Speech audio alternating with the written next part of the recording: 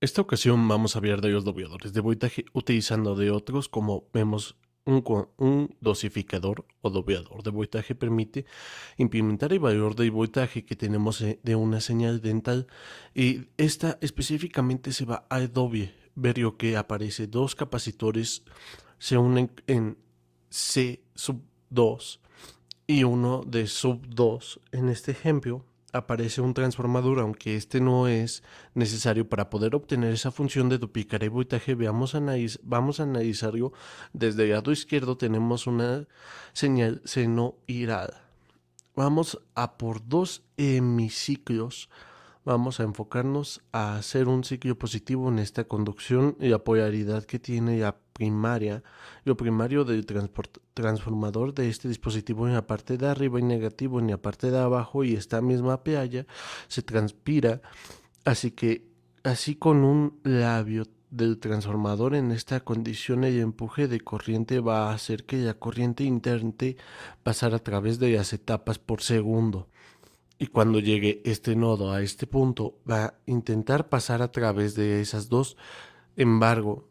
sin embargo, esa circulación de corriente solamente se va a producir en caso de que los diodos queden en polarización directa. Vamos a asumir que en este caso el diodo de SU1 y el hierro 32 son diodos ideales con... Y nos damos cuenta cuando la corriente llega a este nodo, la opción que tiene debido a los potenciales eléctricos que estamos manejando y bajo la polarización directa que vamos a obtener de sub 1, solamente tiene la opción para transmitir esa corriente a través de esta malla. No puede hacerlo a través de destructores porque este ha girado en conversión de inversa en el que el potencial eléctrico que aparece en el cátodo es mayor al ángulo, pudiéramos pensar. ¿Cómo se logra eso si es que en esta terminal y corresponde a la misma que tenemos aquí en el cátodo se tiene un potencial eléctrico negativo? Sabemos que en esta terminal respecta a esto, pero esta terminal respecto a esta o esa, un potencial eléctrico más alto y por lo tanto el 220 de opos irregular es una inversa de tal manera que la corriente no puede circular a través de y por consecuencia no se puede descartar al capacitor C2, como ya hemos dicho en la circulación de corriente se da solamente a través de esta malla y esta dirección. Eso permite cargar el capacitor C1 hasta el voltaje máximo que tiene el transformador en el secundario, que normalmente se denota como o conocemos como el voltaje final. Recordemos que esta polaridad de S1 porque es el que vamos a utilizar para cuando nos hacemos el segundo semiciclo o conocido como semiciclo negativo antes de pasar a siguientes. Recordemos que se uno tiene esta forma. Empezamos nuevamente del lado izquierdo. En esta condición, este es el hemisferio negativo, provoca que la polaridad ahora te transforma en el primario sea positivo en la parte inferior y activo en la actividad en el secundario del transformador, y por lo tanto ahora el transporte de la fuente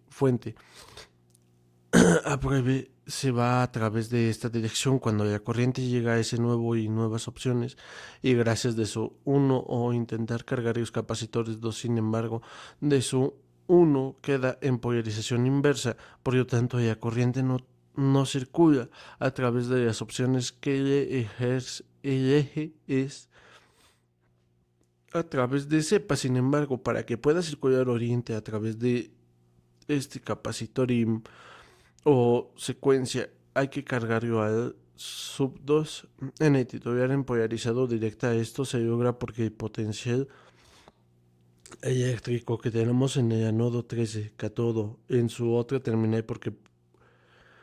recordemos que este potencial eléctrico tenemos en la parte superior o se ve en esta parte terminal, y en comparación a este punto definitivamente tiene un potencial eléctrico más bajo, lo que hace que este diodo resulte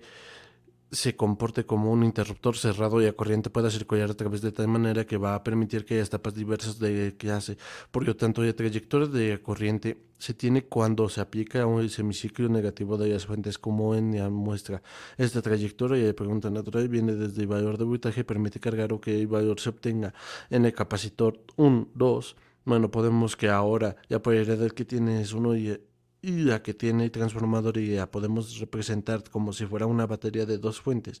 que en esta polaridad sí, en esta polaridad y que encontramos en serie de que puedan sumar su aplicación y las reglas de Kirchhoff y tenemos en cuenta esas polaridades. Vemos que el voltaje de capacitor se une más al voltaje de pico, que el transformador será igual que al voltaje que aparece en el capacitor y que mediremos entre estas terminales. Pero si tenemos en cuenta que el capacitor sea uno durante el ciclo anterior fue el semiciclo positivo de cargo también del voltaje pico va del transformador, podemos saber en esta expresión, aunque supetalmente, que ahora esta expresión se transforma en esto, que nos dice que el voltaje en el capacitor 2 será igual a la suma de los dos voltajes pico tanto originados por el capacitor C1 como el que se tiene en el secundario del transformador. Por consecuencia, para terminar el voltaje en el capacitador C2 es ahí donde tenemos ese voltaje duplicado.